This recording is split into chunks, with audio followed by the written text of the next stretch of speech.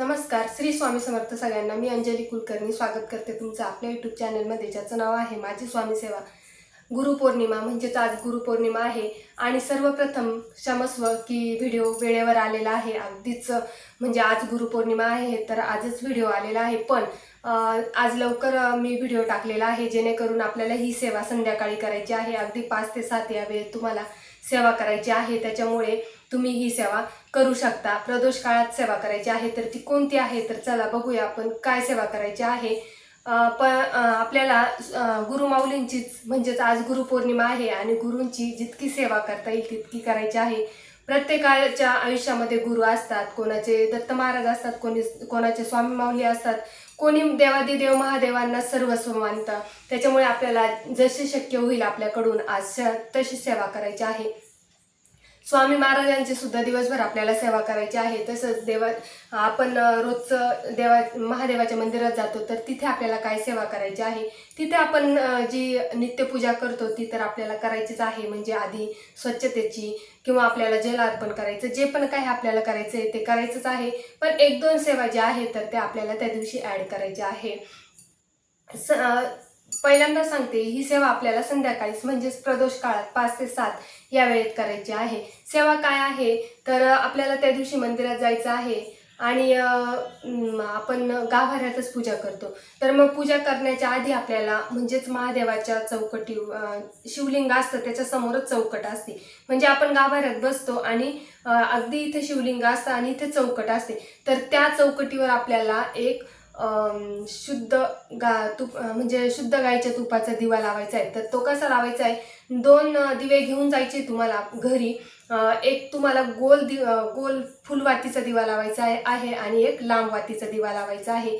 तर हे झाल्यानंतर आणि सेवा नंतर करायची आहे, कारण की जी पण सेवा करतो आपण तर ती दिव्याच्या साक्षीने करत असतो. आधी दिवा प्रज्वलित करून घ्यायचा आहे आणि त्याच्यानंतर आपल्याला सेवा करायची आहे. सेवा आपली रोजचीच करायची आहे, त्याच्यात काही वेगळं नाही आहे. पण ज्या वेळेस तुम्ही जल अर्पण कराल त्यावेळेस तुम्हाला बेलाचं पान त्यामध्ये टाकायचं आहे आणि ते जल आपल्याला थोडं थोडं अर्पण करायचं आहे.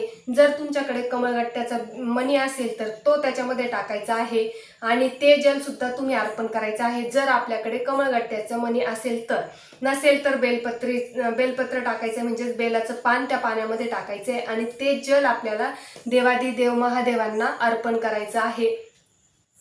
आणि जल अर्पण करून झाल्यानंतर आता मी सांगते तुम्हाला, जेव्हा आपण बेलाचं पान टाकून ते जल अर्पण करतो ना, तर त्यावेळेस आपल्या मनातली इच्छा सांगायची गरज लागत नाही. तर ती आपोआपच देवादिदेव महादेवांना कळते आणि आपल्या मनातली इच्छा पूर्ण होते.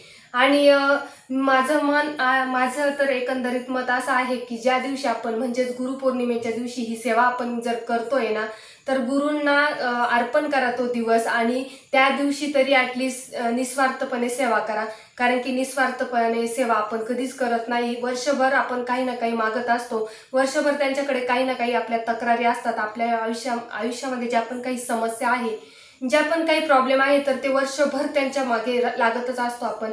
ही नाही तर ती नाही तर ती नाही तर ती. तर त्याच्यामुळे त्या दिवशी तरी निस्वार्थपणे सेवा करा. म्हणूनच मी सांगते की ज्या वेळेस आपण जल अर्पण करतो त्यावेळेस बेलाचं पान जर त्याच्यात टाकलं आणि ते जल अर्पण केलं तर त्यावेळेस मनातली इच्छा सांगायची गरज पडत नाही. त्यावेळेस आपोआपच देवादिदेव महाराजांना आपल्या मनातलं कळतं आणि आपल्या मनातली इच्छा पूर्ण होते. कारण की मागायची गरज पडत नाही, त्या दिवशी काहीही मागायचं नाही. फक्त बेलाचं पान त्या जलमध्ये टाकून ते जल आपल्याला अर्पण करायचे. म्हणून ही गुरुपौर्णिमेच्या दिवशी ही सेवा तुम्हाला सांगितलेली आहे, जेणेकरून तुम्ही काही मागू नये आणि न मागताच आपले देवादिदेव महादेव आपल्याला देणार आहे. जल अर्पण करून झाल्यानंतर आपल्याला मग ते मी मागच्या व्हिडिओमध्ये सांगितलेलं आहे, जर आपण अष्टगंध लावतोय, केशर लावतोय, तर आधी या 2 बोटांनी लावून घ्यायचंय शिवलिंगाला खाली आणि त्याच्यानंतर आपल्याला या बोटाने लावायचं आहे. म्हणजेच तुम्ही अष्टगंध लावत असाल, केशर लावत असाल, जे पण काही ते. आणि मग म्हणजे या 2 बोटांनी आधी लावल्यानंतर तुम्हाला या बोटाने लावायचं आहे. तर त्या 3 रेषा काढून घ्यायच्या आहे. त्याच्याने काय होतं, जेव्हा नंतर आपण या 2 बोटानंतर या बोटांनी जर वरची लाईन मारली तर वरची रेघ ओढली तर आपल्या आयुष्यामध्ये जो पण काही खालचा काळ चालू असेल, जो पण काही बिकट समस्या चालू असेल, तर देवादिदेव महादेव आपल्याला आपली स्थिती वरती आणतो, म्हणजे आपली परिस्थिती सुधारण्यास मदत होते. तर ही सेवा करायची आहे. जेव्हा आणि त्या दिवशी तुम्हाला पांढरं फूल अर्पण करायचं आहे आणि पांढऱ्या फुलाला आपल्याला मध लावून ते फूल अर्पण करायचं आहे. म्हणजेच मध लावून जर आपण पांढरं फूल अर्पण केलं तर आपल्या मनातली कुठलीही इच्छा असेल आणि आपली सेवा परमेश्वरापर्यंत पोचते. तर त्या दिवशी तुम्हाला पांढऱ्या फुलाला मध लावून ते फूल अर्पण करायचं आहे. आणि त्याच्यानंतर आपल्याला बेलाचं पान, जे पण काही तुम्ही पूजा सामग्री नेलेली असेल, जे पण काही पूजेचं साहित्य नेलेलं असेल, तर ते तुम्हाला अर्पण करायचं आहे. अशी साधी आणि सोपी तुम्हाला पूजा करायची आहे. आणि त्याच्यानंतर तुम्हाला आणि ते जे दिवे प्रज्वलित केलेले आहे तर ते राहू द्यायचे 2-5 मिनिटं. जोपर्यंत तुमच्या बेलाच्या झाडाखाली जी सेवा होत नाही तोपर्यंत हे पण दिवे चालू राहू द्यायचे. नंतर बेलाच्या झाडाखाली जायचं आहे, आसन टाकायचं आहे. जशी इथे एक गोल वात लावलेली आहे, एक लांब वात लावलेली आहे, तसंच तुम्हाला बेलाच्या झाडाखाली सुद्धा तसेच दिवे लावायचे आहे. आता जर तुम्ही 2 दिवे इकडे लावले आणि तसेच 2 दिवे लावायचे आहे तर मग 2 पंत्या घेऊन जा, 2 निरांजन घेऊन जा. किंवा आता असं काही नाही का या दिव्यामध्ये लावता नाही येणार. जे तुम्ही चौकटीवर दिवे लावलेले आणि ते जर शांत झालेले असतील, किंवा मग लावतानाच तुम्ही अगदी थोडं थोडं तूप टाकून किंवा नुसती फुलवात किंवा लांबवात लावली तरी तुमची पूजा होईपर्यंत ते प्रज्वलित राहता. आणि ते दिवे शांत झाल्यानंतर त्याच्यातच तुम्हाला बेलाच्या झाडाखाली सुद्धा हेच दिवे नवीन फुलवात, नवीन लांबवात लावून त्याच दिव्यामध्ये तुम्हाला बेलाच्या झाडाखाली सुद्धा तेच दिवे लावायचे आहे. म्हणजे फुलवात वेगळी आणि गोलवात वेगळी घ्यायची आहे. म्हणजे जे चौकटीवर दिवे लावलेले आहे ना तेच घेतले तरी चालणार आहे, दुसरे नवीन घेण्याची गरज नाही. आणि जर असेल घरामध्ये एक्स्ट्रा तर घेऊन जा, कारण की जर तुम्हाला जास्त वेळ प्रज्वलित ठेवायचे असतील, तुमची पूर्ण बेलाच्या झाडाखाली पूजा होऊस्तोवर, मंदिरातली पूजा होईपर्यंत जर तुम्हाला प्रज्वलित ठेवायचे असतील तर तुम्ही बेलाच्या झाडाखालचे वेगळे दिवे घेऊन जाऊ शकता. आणि जर तुम्हाला नसेलच शक्य, दुसरे म्हणजे असे 4 दिवे घेऊन जाणं शक्य नाही, तर ज्या दिव्यांमध्ये तुम्ही चौकटीवर लावलेले आहे त्याच दिव्यांमध्ये तुम्हाला बेलाच्या झाडाखाली सुद्धा लावायचं आहे. फक्त दिवे शांत होईपर्यंत थांबा. मग बेलाच्या झाडाखाली जायचंय, आसन टाकायचंय. हे तुम्हाला जे सांगितले 2 दिवे, एक लांब वातीचा एक गोल वातीचा लावायचा आहे. आणि जल अर्पण करायचं आहे. एक मुगाचा दाणा आणि एक तांदळाचा दाणा अर्पण करायचा आहे. ज्या दिवशी आपण म्हणजेच बुधवार येतो त्या दिवशी. आणि बुधवारी मुगाचा दाणा आणि तांदळाचा दाणा अर्पण केला तर आपली कुठलीही मनातली इच्छा असेल ना तर ती पूर्ण होते. फक्त तुम्ही बोलू नका, त्या दिवशी निस्वार्थपणे सेवा करा. फक्त मी जी पण काही सेवा सांगते ना तर ती मनापासून करा, म्हणजेच ती परमेश्वरापर्यंत पोचते. आणि मग एवढंच करायचं आहे.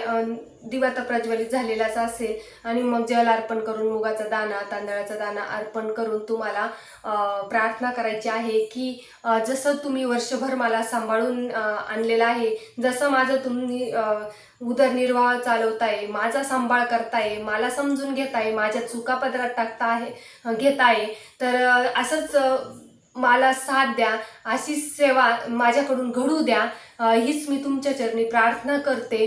कारण की जशी मी आजपर्यंत सेवा केली आहे तशीच ती इथून पुढे सुद्धा घडवून आणा. आणि तुमच्या चरणी मला म्हणजे अशी बुद्धी द्या की तुमचा विसर कधी पडू नये, ही तुम्हाला मनापासून प्रार्थना करायची आहे. एवढी सेवा तुम्हाला करायची आहे. अगदी 10 मिनिटाची सेवा आहे तुम्हाला. आणि जर तुम्हाला वाटलंच तर गुरुचरित्रातील 14वा अध्याय तुम्हाला पठण करायचं आहे. जर वाटलंच तुम्हाला तर गुरुचरित्रातील 14वा अध्याय पठण करा. घोर कष्टध्वर स्तोत्र पठण करा. त्या पुस्तकामध्ये असतंच ते. तर अगदी 30 ते 40 सेकंदामध्येच आपण पठण करतो. ते झाल्यानंतर तुम्हाला ते दिवे तुम्हाला घरी घेऊन जायचे आहे. जोपर्यंत दिवे शांत होत नाही तोपर्यंत ते तसेच राहू द्या. आणि जर नाही शांत झाले, तुम्हाला घरी यायची घाई आहे, तर तो दिवा मंदिरात असतातच दुसऱ्या पंत्या वगैरे, तर ते दुसऱ्या पंक्तीमध्ये काढून तुम्ही रिकामे दिवे करून घरी नेऊ शकता. आणि त्या दिवशी बुधवार आहे तर तुम्हाला गणपती बाप्पा असतातच महादेवाच्या मंदिरामध्ये, तर तुम्हाला गुळ खोबऱ्याचा नैवेद्य त्या दिवशी दाखवायचं आहे गणपती बाप्पाला. एवढीच सेवा करायची आहे, याला काही वेळ लागणार नाही. आणि सेवा फक्त कळकळीने सांगते, निस्वार्थ करा. कारण की परत दुसऱ्या दिवशी आपलं मागणं चालूच राहतं आणि त्या दिवशी फक्त गुरूंना देण्यासाठी आपल्याकडे सेवा असते. कारण की बाकीचं सर्व तर ते आपल्याला देतच असतात, सगळं काही हे ब्रह्मांड नाईक ते चालवतात.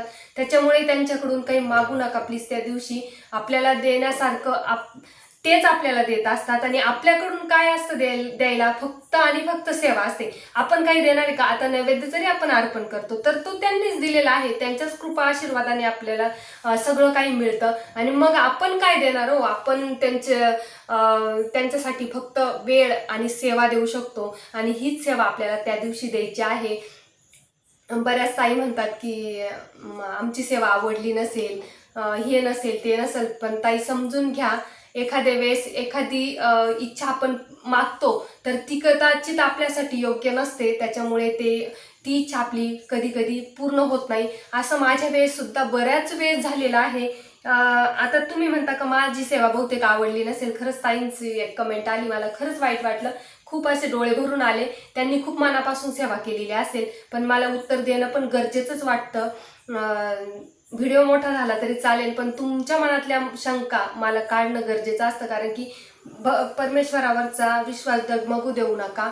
कारण की माझ्या वेळेस बऱ्याच वेळेस असं झालंय, मी सेवा केली आहे, इच्छा मागितलेली आहे तर ती पूर्ण झालेली नाहीये. म्हणजे आपण हेच मनात धरायचं आहे की ही जी इच्छा मी मागितली ती कदाचित माझ्यासाठी योग्य नसेल, याच्यापेक्षा चांगलं काहीतरी असेल, त्याच्यामुळे माझी ही इच्छा पूर्ण झालेली नाहीये. मागच्या वेळेस पण मी असंच, आता शॉर्टकट सांगते, मागच्या वेळेस पण मी जी सेवा केली होती म्हणजे 5-6 वर्षापूर्वी फ्लॅट बघितला होता आणि तो फ्लॅट घेण्यासाठी मला आवडला होता आणि त्याच्यासाठी मी सेवा केली होती. ती माझी पूर्ण झाली नाही.